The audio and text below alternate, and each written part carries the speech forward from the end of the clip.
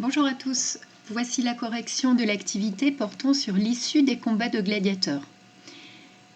Vous aviez comme premier document une vignette de BD tirée d'Astérix Gladiateur, dans laquelle un ensemble de gladiateurs prononce cette phrase très célèbre à l'attention de Jules César, « Ave César, morituri te salutant ». Alors, Ave César est une manière de saluer César, nous te saluons César, salut César. Morituri, ceux qui vont mourir, te salutant, te saluent, qui laisse supposer que les gladiateurs vont tous mourir à l'issue du combat. Cette phrase est reprise de manière parodique par Astérix et Obélix sous la forme « Salut vieux Jules », qui est une manière de détourner le « Ave César » de manière comique et de tourner en dérision un sujet normalement sérieux. Alors, comme vous l'avez bien dit, c'est une manière de dédramatiser la situation. En effet, Astérix et Obélix ne sont pas impressionnés et c'est une manière pour eux de se moquer de cette coutume un petit peu trop solennelle à leur goût des gladiateurs envers Jules César. Alors, quelle erreur l'article souligne-t-il ? Je prends un temps pour le relire avec vous. Cette célèbre phrase latine passe pour être la formule prononcée par les gladiateurs devant l'empereur avant chaque spectacle. Sauf que elle n'a été prononcée qu'une seule fois, et ce n'était même pas lors d'un spectacle de gladiateurs.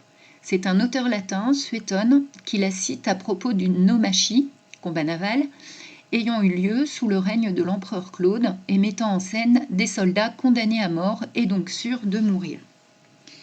Donc cet article explique, comme vous l'avez bien compris, qu'il ne s'agissait nullement d'un rituel classique, mais d'une phrase prononcée une seule fois à propos d'une naumachie, reprise par Suétone, puis pérennisée. Vous aviez enfin un tableau du peintre Jérôme, et sur lequel on vous demandait quel cliché reproduit-il. Donc, cet autre cliché installé par le peintre, c'est la mise à mort systématique du gladiateur et la décision prise par le peuple et l'empereur en renversant et en levant le pouce. En fait, il fallait être attentif au titre du tableau, Pollice verso. Pollice, en fait, c'est un ablatif absolu, les deux formes sont à l'ablatif. Pollice, c'est le pouce, et verso, c'est l'idée de retourner. Pensez au recto verso, quand on prend le verso d'une feuille, on la retourne. Donc c'est l'idée, le titre du tableau, c'est en fait pouce renversé. Et du coup, c'est l'idée que c'était en quelque sorte l'empereur qui décidait de l'issue du combat et qui décidait s'il fallait laisser la vie sauve ou non à ceux des gladiateurs qui étaient vaincus. Alors, pour approfondir ces points, je vous propose deux documents supplémentaires. Vous reconnaissez en bas un photogramme du film Gladiator avec la figure de l'empereur Commode qui s'apprête à décider de l'issue du combat. Donc là encore, dans ce film, le cliché est repris, mais ce n'est pas historiquement juste. En fait, la mort d'un gladiateur coûte cher à l'organisateur qui a payé la formation et l'entraînement. La gladiature représente une des activités de service les plus importantes de l'économie romaine, du fait des sommes considérables qui sont mises en jeu.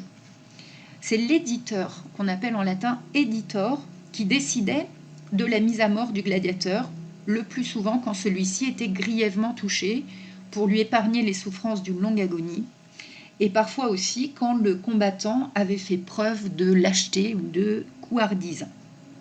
L'éditeur, c'est celui qui finançait les jeux et qui engageait en fait ces gladiateurs qu'il avait achetés relativement cher et qu'il ne pouvait pas se permettre de perdre à chaque fois.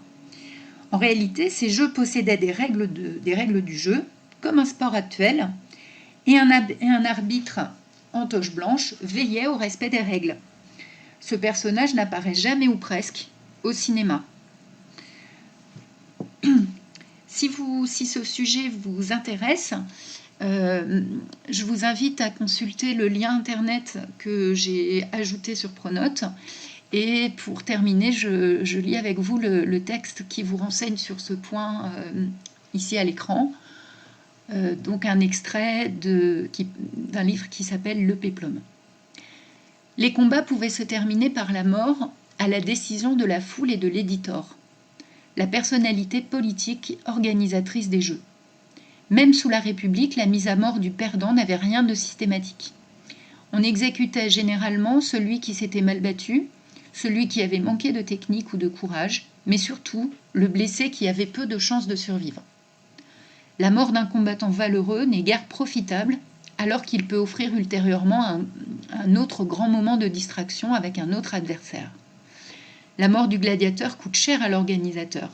La plupart des égorgements sont en réalité des suggestions de l'arbitre, personnage systématiquement absent au cinéma, et ils sont destinés à épargner une longue agonie à un gladiateur grièvement touché. Voilà. N'hésitez pas à lire le document joint sur Pronote qui est fort intéressant également. À bientôt!